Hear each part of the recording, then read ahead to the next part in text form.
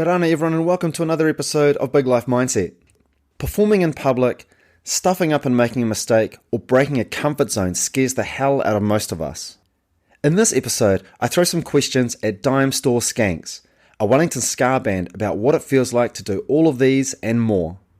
Whether their music is your thing or not, they have some amazing insights on ignoring people's labels, the importance of being with others, and getting out of your head.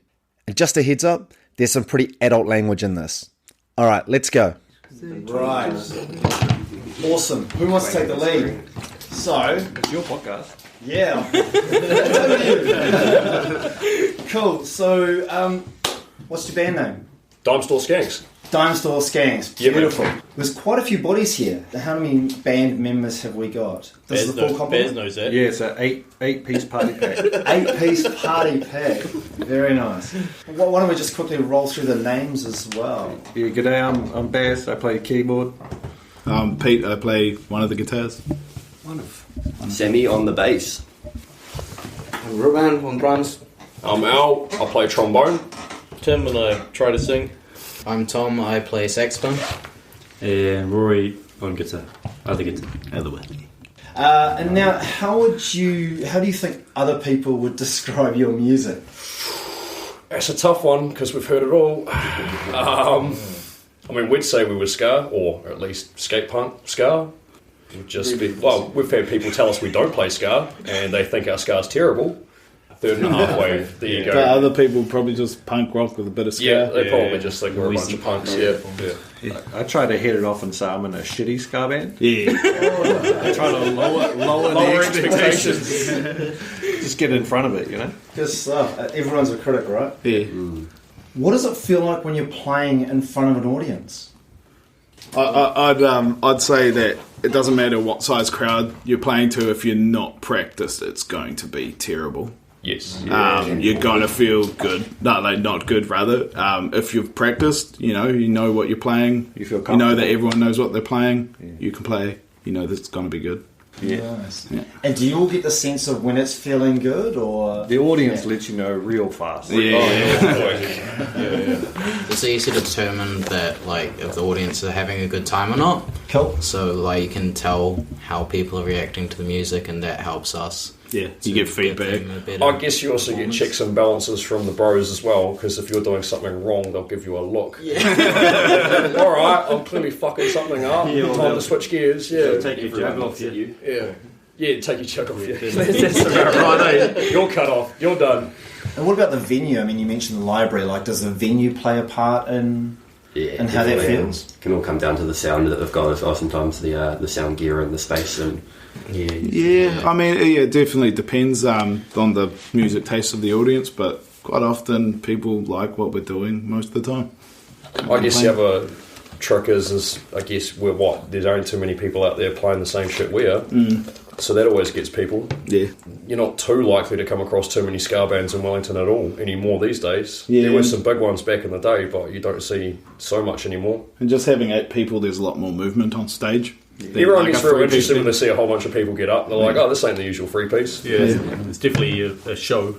And I can testify to that as well. I've only seen twice, but man, both times I'm like, 2 times too many, bro. this is awesome. Yo. It like pulls you out of whatever place you were sitting and like, man, I want to be part of that. Nice. If you go back to when you first started, what's some advice that you'd give to yourself? Don't fuck around. Just get in there, mate. Jam. Yeah, just get in there. More people, more jams. Yep. Don't sit in your bedroom by yourself. Don't have more than 2 bands. Is that Oh, that's a Pete standard, mate. He'll be as part of many bands as he can get his hands on, this boy. I think our old trumpet player probably gave me the best bit of advice I ever had, and that was you don't listen to yourself, you listen to everyone else, and that'll teach you how to play better than anything will. Yes. Like, I'm a self-confessed, I overanalyze everything that I do. You know, it's like that paralysis by overanalysis. Does anybody else kind of have that challenge? What's something that you do to kind of make your way, particularly when you're a piece of this big puzzle? I follow the lead a lot. I like to sit back and make sure that I'm fitting where I need to be. Well, everyone has their part in their place. I wouldn't say that anyone's in the lead, but I definitely rely on the drums and the rhythm section to help keep me where I need to be when I'm playing. They are the people that I rely on most in the band to make sure that I'm in the right place. And, Generally the most solid. yeah. And do you find that helps kind of, I guess, sort of de-think, is that a word now? I think playing with people that you know, like playing with your friends helps. Yeah. So having people that you trust and you rely on have your back, and you kind of need that if you're putting yourself in a vulnerable position on stage. It's that moral support. Get out of your head, eh? Yeah. Get out of your head. Stop thinking. There's one mistake I see so much in live performance, and it's people who fuck up. And they stop. They stop, they make a big deal of it. If you fuck up and you put a big smile on your face and keep going, no one will remember. Yeah, that just you fucked pretend up. it Or no one will even notice No that. one knows. Yeah. So you just forget about fucking up and just do move what on. you do. Yeah, I know personally the worst thing I can do is dwell on fuck up. Like, I'll keep going, but that's in my head. Whereas, like, if I just ignore it, keep going, put a smile on my face, like 20 seconds later, I'm not even thinking about it, right? Yeah. And this kind of safe space that sounds like that you've created, I don't mean physically, I mean like amongst the band, where do you think that comes from? Definitely helps that we've all known each other a fairly long time. Ruben aside, of course, he's a new addition, but, you know, he'll get there. He'll find his place. I think when you spend at least one night a week together, it Yeah. kind of builds up pretty quickly as well. And we're working together, so like there's nothing to be gained from It's not a scrap, eh? pulling each other down. Yeah. So don't bother with it. I mean, don't get me wrong, definitely have a laugh though, eh? Yeah. Oh, scissor hands over here. I mean, there's like, to me, I have no interest in playing music unless it's with friends. Like, Cool.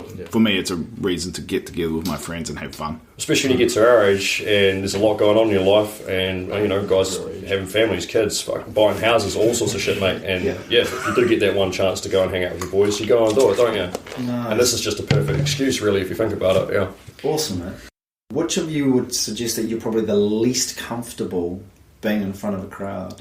I mean, I definitely started out that way. That's I almost didn't even play the first gig that these guys had. I got to the front door of a party out. It was Arrow or something. Yeah. I got to the front door of that place, and as soon as I saw the people, I was ready to walk away. Wow. Yeah, man, I was ready to walk out of there. I wasn't going to play, and then I ran into a mate of mine that I worked with a long time ago. And he hit me up and he was like, "What are you doing here?" And I was like, "Mate, I'm supposed to be playing with those guys." And he's like, "Why are you not up there?" And I'm like, "Well, bro, I'm too scared." He's like, "Mate, fucking pick your nuts up, get up there." And he gave me a boot up the arse, basically. And if it wasn't for him, I wouldn't have walked back in that house. No, yeah. But you do enough of them, it kind of wears off after a while. Yeah, but Yeah. you do that first time once, right? Yeah, exactly. Like once you've broken the back, Yeah. away you go, yeah. But you've got to break the back, yeah. Sometimes But it's more like- comfortable being in the band than being in the crowd. Definitely. Because you're Yeah. actually in the crowd on stage. It's like Yeah. if you're out in the crowd, sometimes you feel uncomfortable. I think, like, the biggest part of it is preparation. Yeah. If you feel prepared, you're going to feel more confident going on. What does a good night feel like? Oh, it's good. Oh, it's off the chain. Yeah. Usually a good hangover. the As next far day. as a set It's goes. like after a show, after a set, that's fun. That part's always fun, eh? Yeah, that's what you're looking for. And I guess there's a bit of relief after you walk off, especially if you kill it, because you're like, "Man, that's done now, and we nailed it." Like, that's always a really good feeling. Yeah. I'm always exhausted. Oh, really? Always really Yeah. good to get some fresh air. Just Yeah. like, I just need a break. Yeah. Yeah. Yeah. Yeah. Done. Doing Because you steam outside. Mentally exhausted, physically, both? But yeah, both, because you just just do it, go hard. you put everything on the stage and you run out of gas, and then the singer You gotta says, gas "Right, out one more though." song. Yeah. You go, fuck. Yeah. You got to gas out though, otherwise you ain't done it right, have you? Yeah. Especially Yeah. like us, because we bring a lot of energy to our gigs Oh, and we shit, play well, yes. so Yeah, we're yeah, pretty burnt out by the end of it. And it's generally when people want more. Yeah. Last question, what is a song that either you would love people to remember you by, or is a song where, like, this is the one that we want to hit, we want to smash one song, this is the one we want people to know it for? Pretty woman. Crappy Happy Valley. Crappy Happy Valley. Nice, I love the title, Crappy Happy Valley. We'll be listening for it. Awesome, man. Thank you so much for that, guys. Honestly, I really appreciate your time. I really appreciate the candidness as well. But we don't do anything serious, mate. And that was my catch up with Dimestore Skanks. Man, they were a lot of fun, but not only that, I hope you found nestled in there some gems like overcoming your fears, the importance of being connected with others, and getting out of your own head.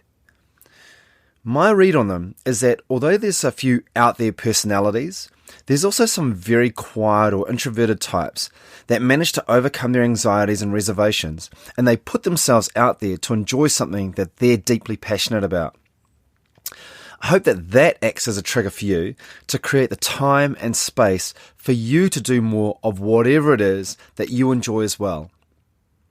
All good. Thanks again for joining me. As always, please remember to click follow or subscribe for the latest, and share this around if you think it'll add value to someone's day. It might not feel like it at times, but we're all in this together. Alright, peace out.